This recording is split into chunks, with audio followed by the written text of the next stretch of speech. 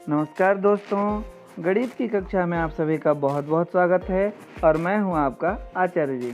आज हम चलेंगे अध्याय 5 में और सीखेंगे समीकरण के बारे में। जब दो व्यंजकों के बीच में समता यानी कि बराबर का चिन्ह होता है तब उसे समीकरण कहते हैं।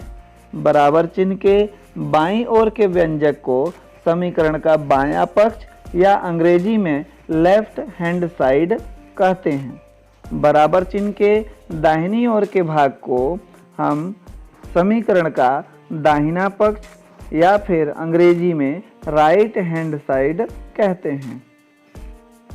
व्यंजकों में दो तरह की राशियां होती हैं, अज्ञात राशि जिसको हम किसी अक्षर से दर्शाते हैं और चर राशि कहते हैं, और दूसरी ऐसी राशियां जिनका मान नियत होता है, इन्हें हम अचर राशि कहते हैं। समीकरण हल करने का अर्थ है अज्ञात राशि यानी कि चर का मान ज्ञात करना। प्रश्न 2 है, नीचे दिए गए समीकरणों को हल कीजिए। इसमें से मैंने पहला समीकरण ले लिया है 5x धन 2 बराबर 17। तो चलिए हल करें।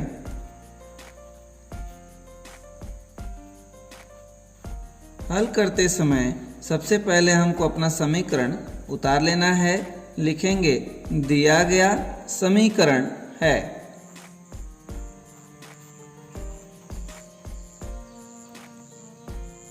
समीकरण दिया हुआ है 5x धन 2 बराबर 17। ठीक है। समीकरण हल करते समय हमको ध्यान देना है कि क्या हम बाएं पक्ष की संख्याओं को आपस में कुछ हल कर सकते हैं क्या, फिर इसी तरह दाहिने पक्ष की संख्याओं को आपस में कुछ हल कर सकते हैं क्या। अगर जब हम एक ही पक्ष में हल ना कर पाएँ तब हमको पक्षांतर करना है। ठीक है, तो हम देखें बाएं पक्ष में तो यहाँ एक x वाला पद है और एक बिना x वाला, तो इनको हम आगे आपस में हल नहीं कर सकते। और दूसरी ओर तो सिर्फ एक ही पद है, तो क्या करेंगे, आगे हम पक्षांतर करेंगे। ठीक है, x वाले पद को इसी ओर रखेंगे और बिना x वाले पद को दूसरी ओर ले जाएंगे, क्योंकि दूसरी ओर बिना x वाला पद है। तो इधर पहले से 17 है और 2 बाएं पक्ष में जोड़ है, दाहिने पक्ष में जाकर के घटाव हो जाएगा। आगे 5x बराबर 17 में से 2 घटाएंगे तो बच जाएगा 15। ठीक है, अब आगे क्या करना है, x को बस रखेंगे और 5 को भी पक्षांतर करेंगे, तो 5 x के साथ गुणा है तो 15 के साथ हो जाएगा भाग। 5 से 15 को भाग देंगे तो बचेगा x बराबर 3। यही हमारे समीकरण का हल होगा।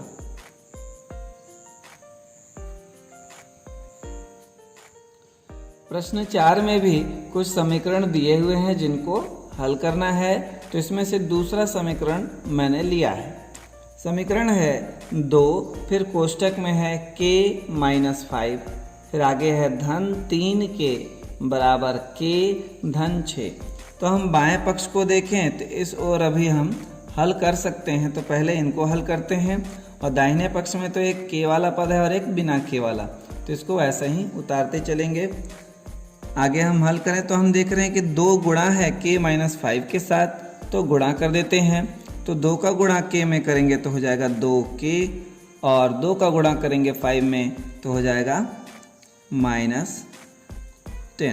फिर आगे है प्लस 3k बराबर k प्लस 6।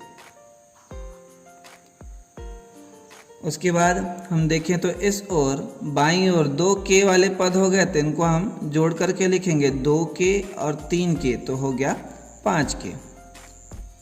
और क्या बचा, -10 बराबर k प्लस 6। अब हम देखें तो बाएं पक्ष में भी और आगे हल नहीं कर सकते, क्योंकि एक k वाला पद है और एक बिना k वाला। तो अब हम करेंगे पक्षांतर। k वाले दोनों पदों को एक ओर रखेंगे और बिना k वाले पदों को दूसरी ओर। तो इस ओर हमारे पास पहले से 5k है, k को इस ओर लाते हैं तो हो जाएगा -k। इस ओर पहले से हमारे पास 6 है, -10 को इस ओर लाएंगे तो हो जाएगा +10। ठीक है।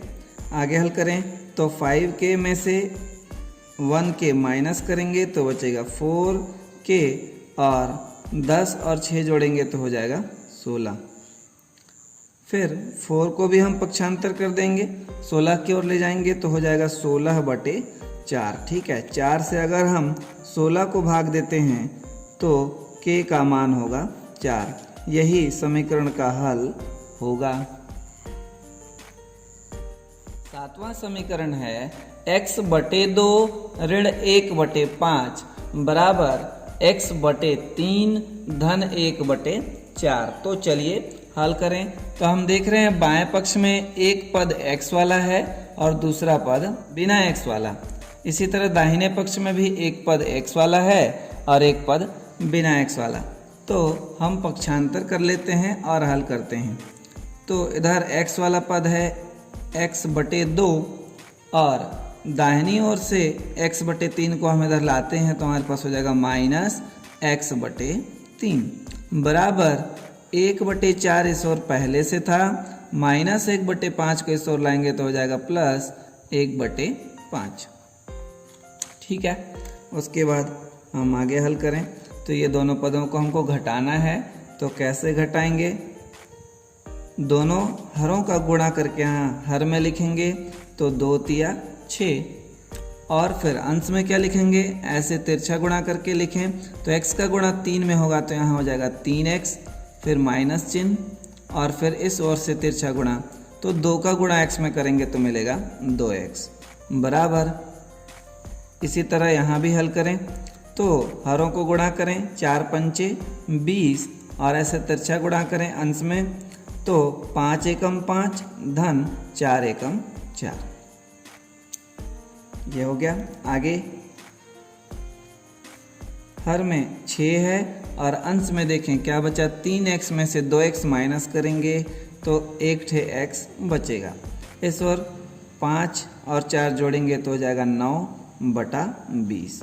ठीक है, अब बाईं ओर एक भिन्न है और दाहिनी ओर भी एक भिन्न है तो इसको हल करने के लिए आगे हमको क्या करना है? तिर्यक गुणा करना है। ठीक है, तिर्यक गुणा करना है यानी कि x का गुणा होगा 20 से और 6 का गुणा होगा 9 से। तो 20x बराबर हो जाएगा 6×9 = 54। उसके बाद 20 को भी हम पक्षांतर करेंगे 54 की ओर तो हमारे पास हो जाएगा 54/20। ठीक है, अब ये दोनों किससे भाग जा रही हैं हम देखें तो 2 से दोनों ही संख्याएं भाग जा रही हैं तो भाग दे देते हैं। तो 20 की जगह पे बचेगा 10 और 54 के जगह पे बचेगा 27। ठीक है, तो यही हमारा हल होगा